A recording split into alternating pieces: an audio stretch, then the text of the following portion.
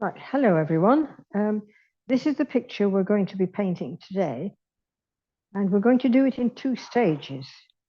This week we're going to paint all the shadows. We're going to paint it in monochrome. There's the monochrome version. It's much easier if you've got a monochrome reproduction, so you can better assess the tone of that tonal value of the various things. Now, if we look at this, I need a pointer. All right, if we look at this, there are various things which are either light or they are self-color. In other words, you don't want the color to change by the shadow you're putting on it. And you don't want to cover the light because the important thing in watercolor is to leave the light.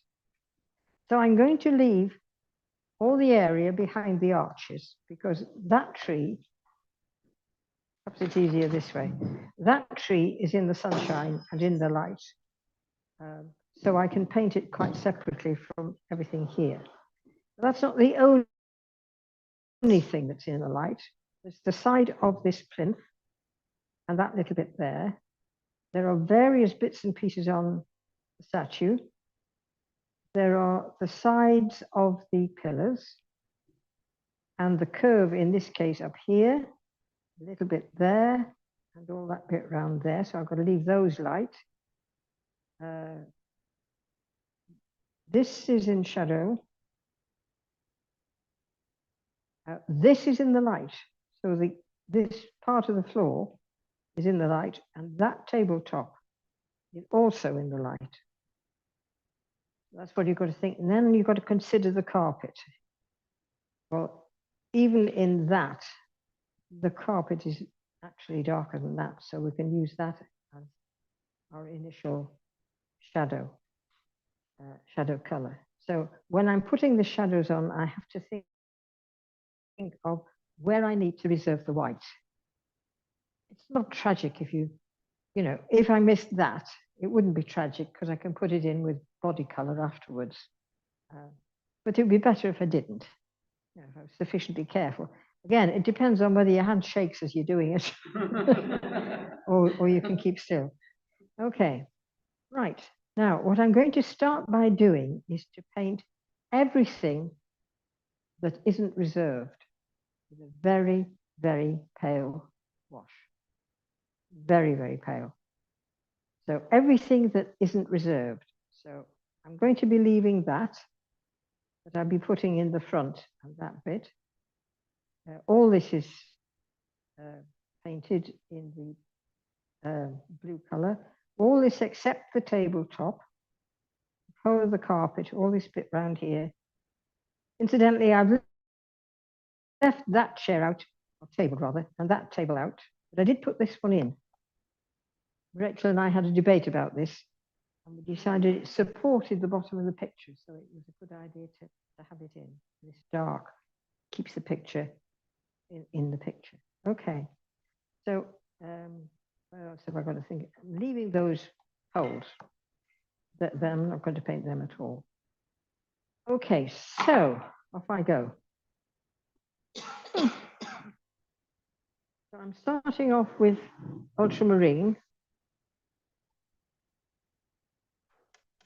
which is here.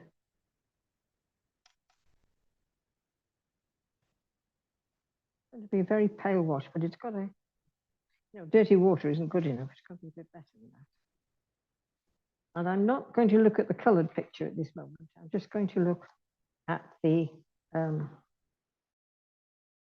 black and white image. You want a fair amount of it. So maybe put a bit more water in there because I want loads of paint for this. If you have loads of paint, you've got to have a bit of pigment in it. That's too much. Oh dear. I think that's too much. I've got it. Have I got a bit of scrap paper there?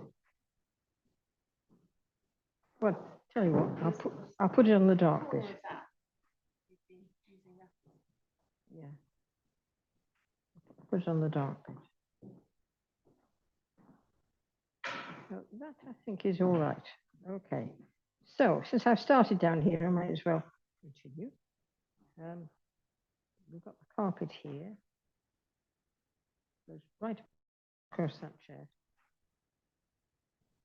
Right across here. I can see why you need plenty of paint.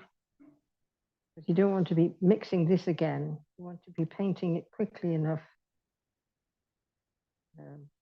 There's no extra carpet down there.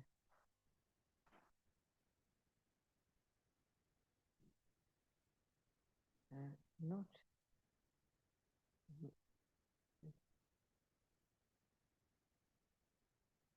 Ah, okay.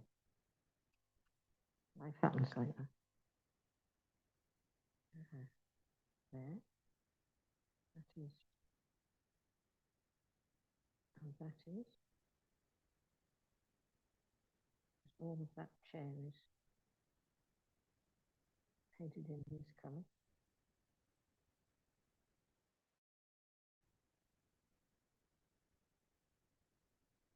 Well, in fact, I could see the damn thing would help. I can take that over there, actually. Where's this going?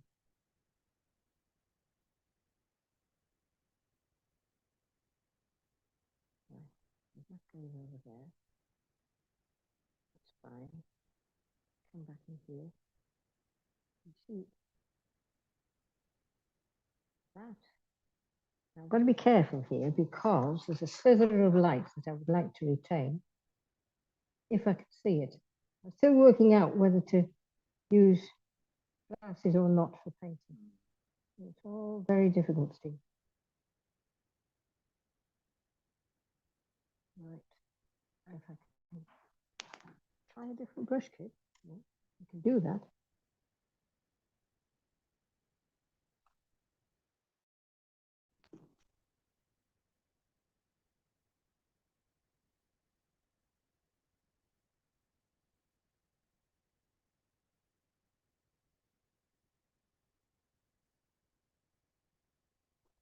There we are.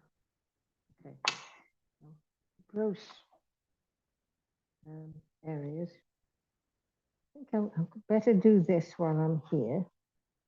This chair. I'm not worrying about the knobs because they go in so much darker.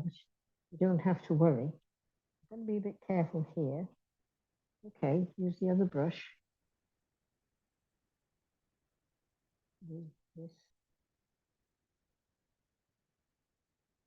here.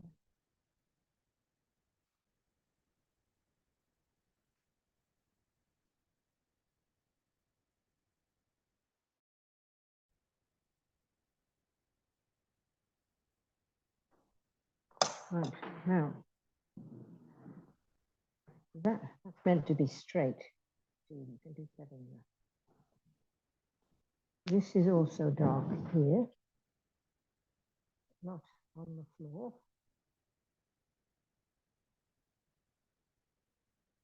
And the pillar is also in this color and the blue there.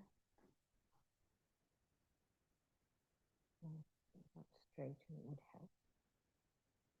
Color comes forward marginally.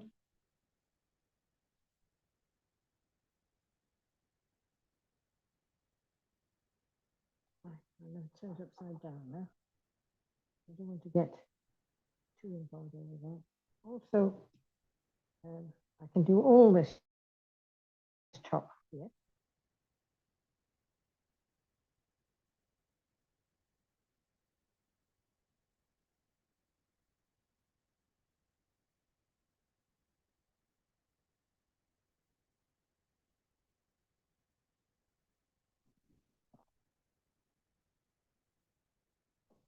It's scary, isn't it? Absolutely. Mostly everyone. Right, okay, so here we are. That's pretty well. Apart from the statue, I think I've done everything.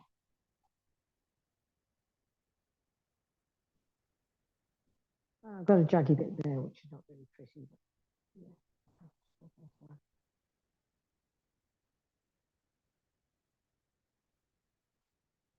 they aren't as beautiful as they might be. This bit actually goes off the picture, so yeah. It shoots off over there somewhere. That'll go in the frame, so I'm not worried about that. Not too worried about that little indiscretion there because it's not going to show. Right, so now I need to look at the statue. Now I'm not looking at how dark it is. I'm just looking at him to see where the light catches. Okay. So what I'll do is use some clean water.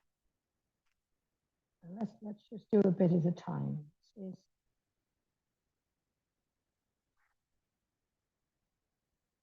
Just put a bit of clean water on there. I hope I didn't get his leg. And if I just introduce the color here, it should.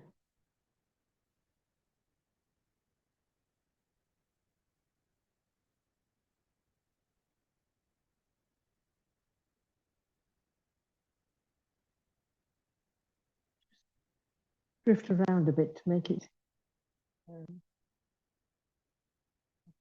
Now his leg has captured the light. Which one was I using? Okay. Just right. So his leg is catching the light. The light bit.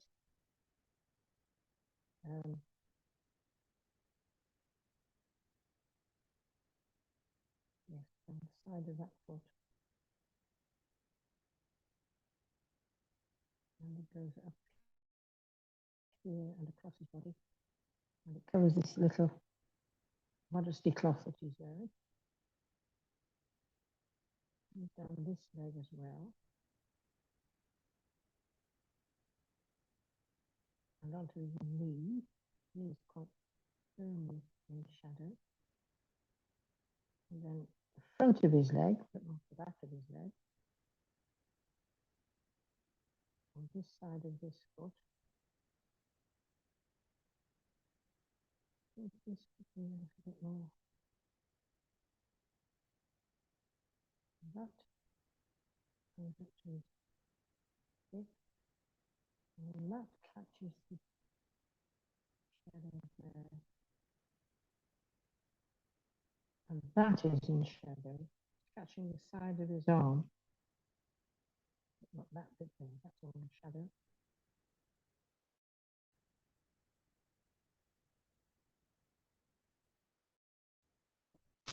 And then look at the other part of it, the side of his head.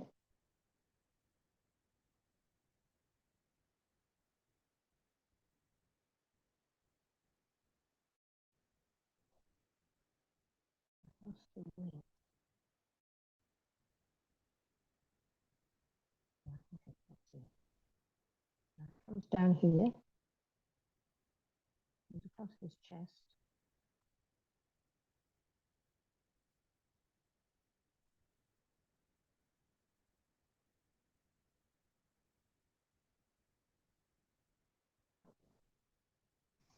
And his arm and his hand. The whole of his arm.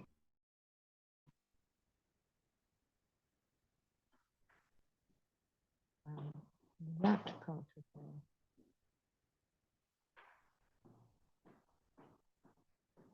You've got a problem, Reg. That's about it.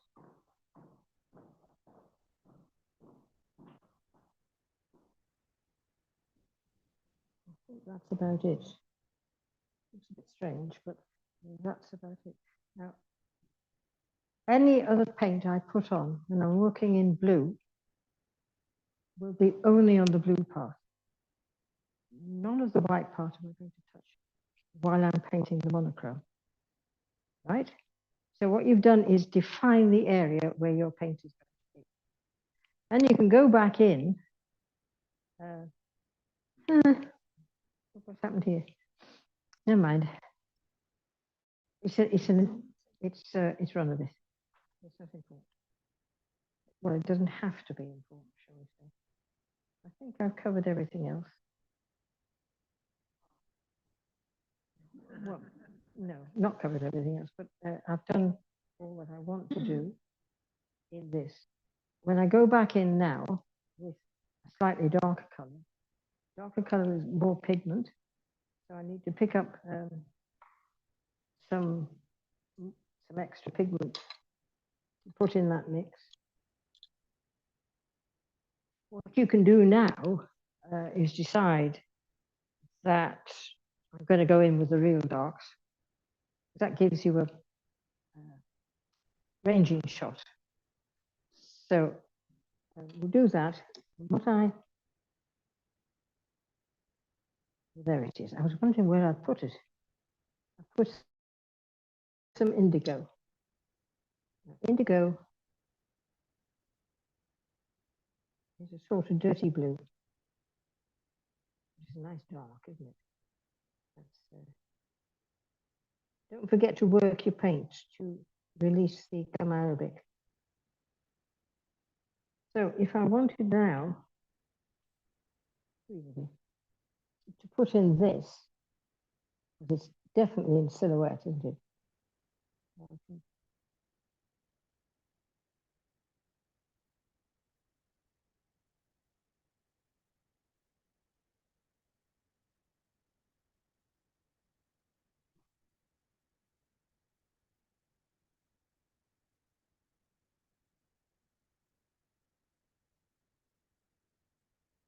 Now, if I look at this cushion on the top, there's a piece of light catching it there on the top of the cushion. So I just want to leave a little sliver of my pale blue to act as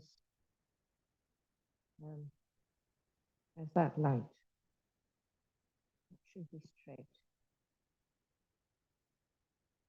My apologies, I have real trouble seeing this. I don't think my reading glasses would help. Right, so I might want to take some color out here, but certainly the front of that cushion is dark.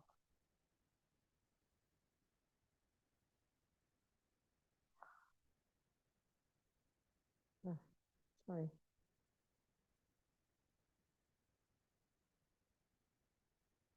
I should have used a bigger brush. Yeah. I should have used a bigger brush.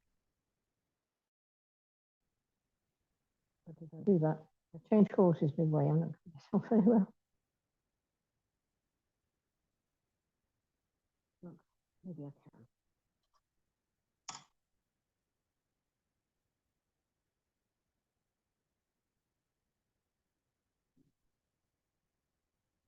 Right. Definitely dark there. I think that's dark there too. Because after all wood.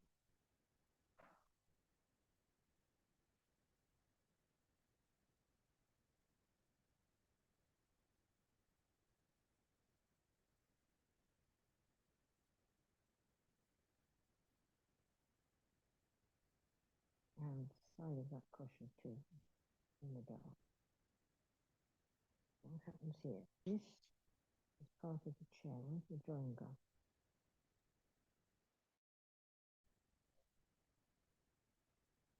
It's down there. And there's the leg. How about there?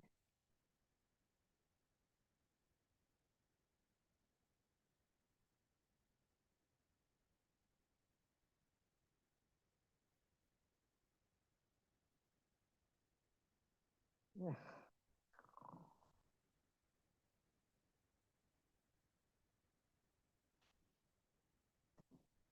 Right. Now, take it over here because that's dark. That's there. That's dark down here.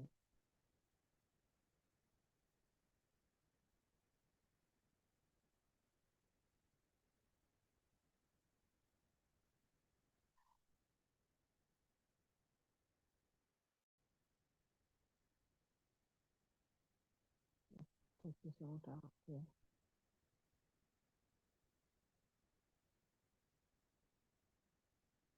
And there.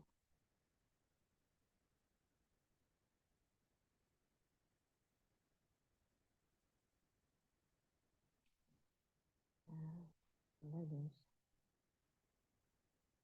There.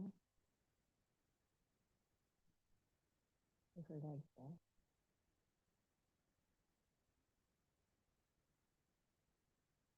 Right now, what then goes into this? I want to leave.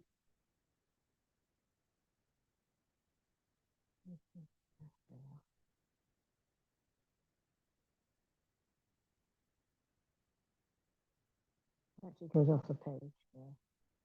There's a sort of bubble relating to this chair in the front here.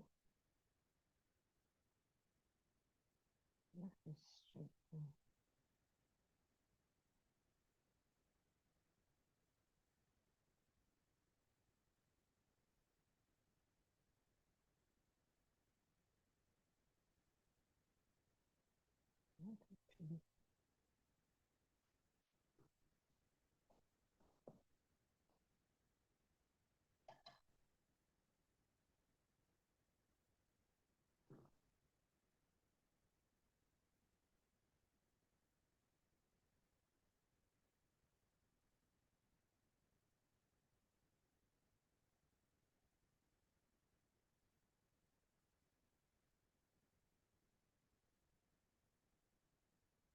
Actually, I can vary the depth of darkness with this afterwards, but at least I know this is a very dark area, right? I'm beginning to see that chair is standing out from the background. There is also, if you feel that that is too dark, there's no reason why you shouldn't mix the two together. Use your ultramarine and your, to get it, that's a kind of dark.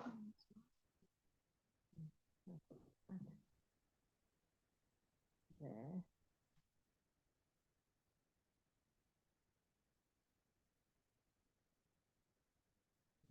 Right.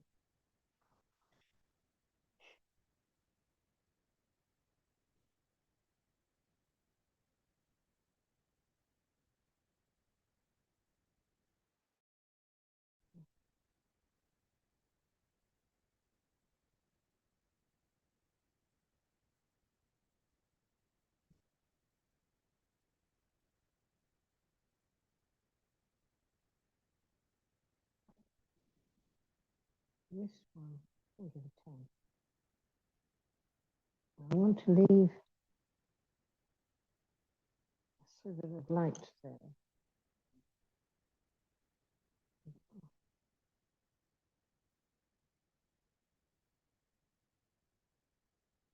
Sliver of light. Come on. Do sliver.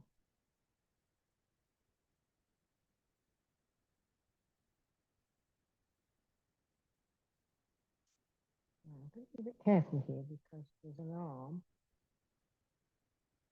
that's catching the light right there. This is dark in here.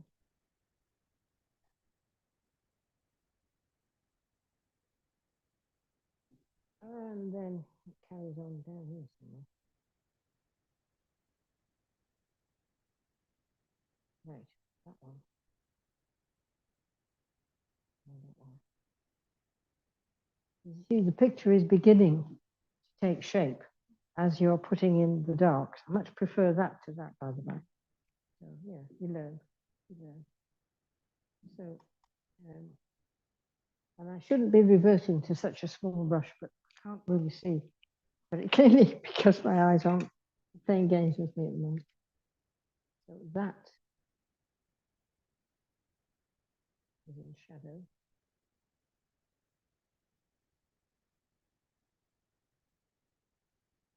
If I had the right size brush, I could do that in one stroke. It would be so much easier.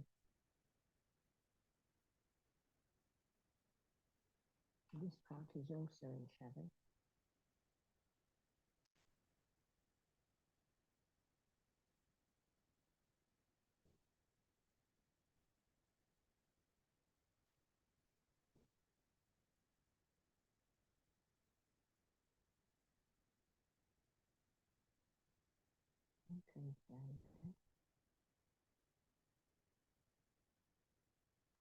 Okay, that is a bit low.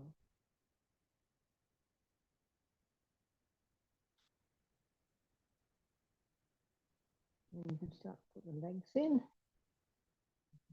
This is the table leg.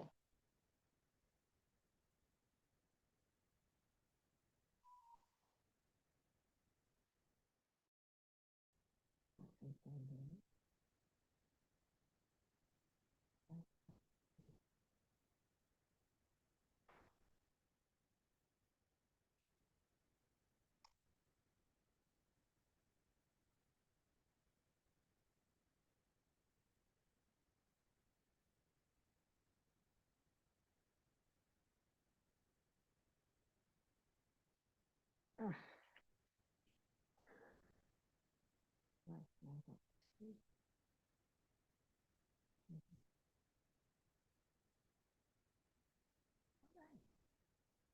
oh, nice.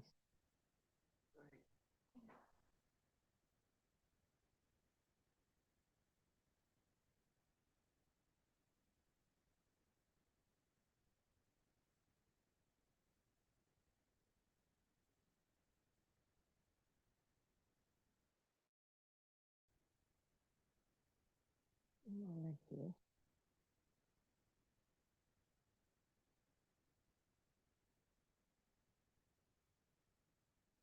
Now there's a bit there. And that is also in the dark. Completely lost the drawing now, so yeah. Can't see it very clearly. Right, I think that's that one. I think that belongs to that chair, so I'm not going to put it in. Right, I think this might have to come down a bit further, but you can see what I'm doing. Yeah, as you just take each little bit of it, and now the real darks are in the front here. When you're going further back, you're going to use paler colors because this is actually cream. But you want it to stand out. So this area here, relating to this area here, will be painted in the paler blue than that, but a darker blue than that. So it's the tonal balance that you're after. I think this might take 2 weeks, actually, not 3. Looking at it. I mean, if I'm struggling, what are you going to do? Right? Yeah. So this is how we progress. I need to do more down here. In fact, I could actually, if I was painting freehand without the lines, that would not be a definite shape. So I am being inhibited by the lines. This is why I don't like drawing first, but this is so complicated. I thought we better do that. Right. Well, we've got a bit more time, Rachel? 6 minutes. Right. Well, I'm going to come down this side of this pillar. There is a bit of dark and there's a bit of light, and it starts round about there because there are things happening there. And this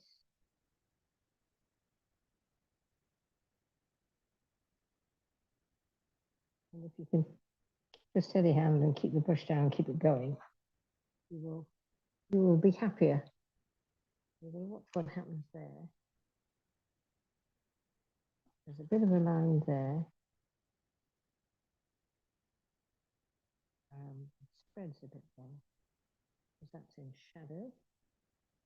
A bit of a shadow there. A bit of a shadow there.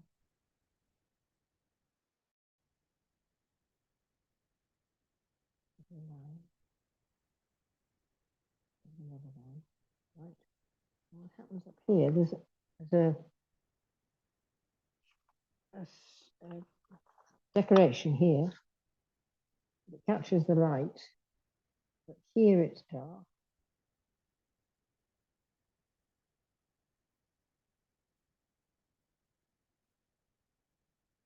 So worry about too much about putting the detail in. That's quite a strong shadow right there. Then we go round here.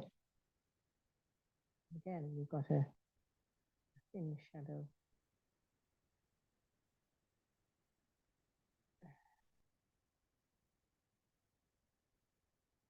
Just hope to heaven that you have a steadier hand than I have. So.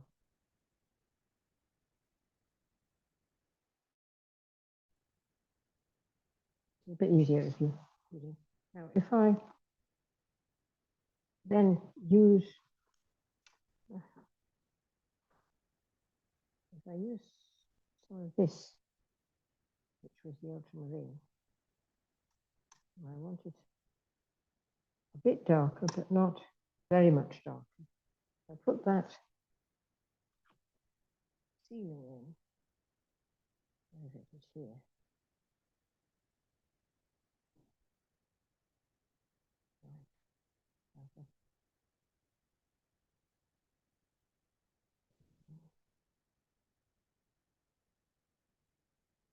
Down to there. That's a nice stop place there. You know, I'm in panic now. I've got that in.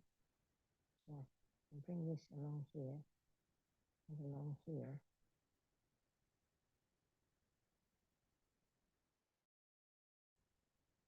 And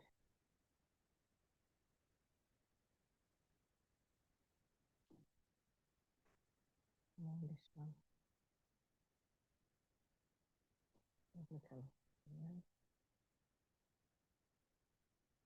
You've got to make your little bits of decoration balance.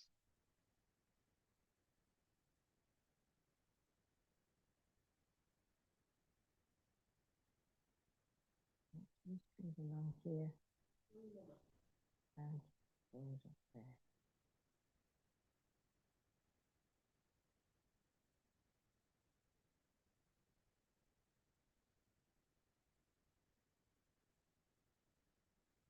Gives you some idea of the beginning of that.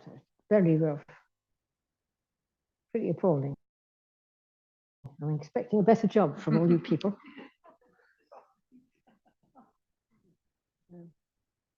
So I could use that light area down this side of the thing, couldn't I?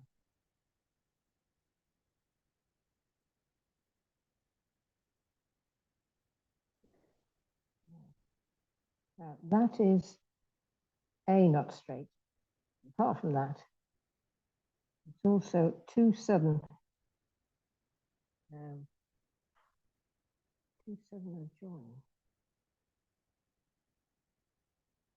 So what I will do is take some clean water on a brush and just soften that edge.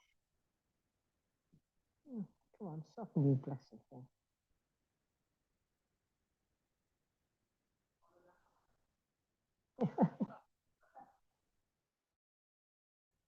No pressure.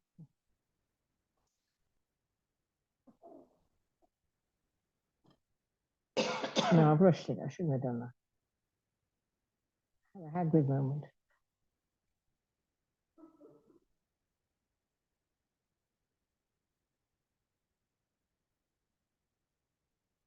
Yeah, well, it's not bad. It's not brilliant.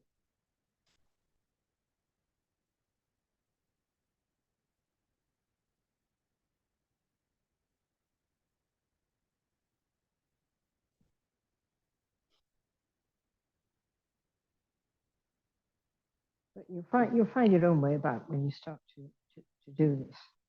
It's just a way of identifying when you've got a complicated picture, which areas you're going to put the paint on. And don't worry about infelicities. You know, if you get an accident, it might disappear when you put the rest of the picture in. And if it doesn't, you can always use body color to take it out.